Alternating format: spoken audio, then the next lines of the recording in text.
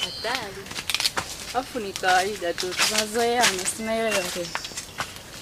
Hiyo ni kweli.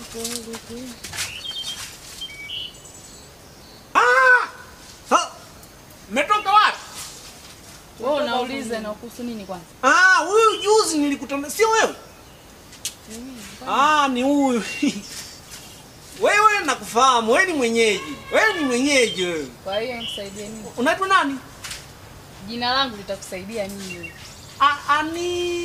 Anifa. Kwa hiyo Wewe? ni Adi.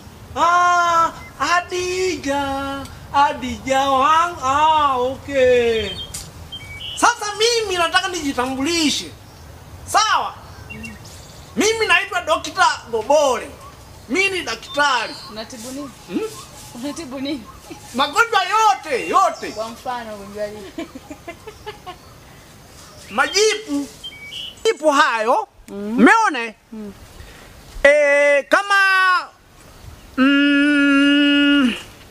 una njaa, mimi natibu. Kikohozi natibu kila kitu. Sasa njaa utibu wewe chakula? Wewe chakula? Si kuna dawa. Kuna dawa kule. Dawa hiyo ipi? Dawa ya njaa hizi. Mimi kwa jina la uheshimiwa naitwa Dr. Gobole. Umeona? Kwa nini unatuambia? Si mi dokita. Kwa sababu nyinyi ni walembo. Jamani. Kwa hiyo baba. Mwenyekiti huyu. Mwenyekiti huyu. Tunamfahamu. Mwenyekiti. Tunamfahamu. Unamfahamu? Gobole. Ukuulize swali. Kwanza lini wewe ni dokta?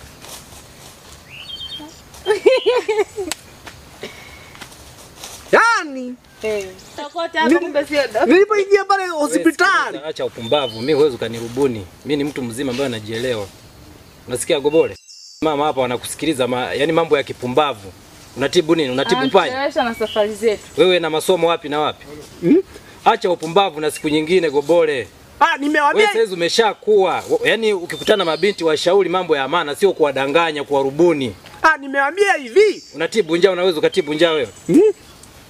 Acha upumbavu na siku nyingine mimi nikikukuta tena narubuni mabinti wengine, nitakulamba makofi. Asante sana kwa kutusaidia. Unajua tumetumia dakika ngapi hapa? Samahani. Sasa cha kufanya, hebu niacheni. Nyewe nendeni. Asante. Haya wadada.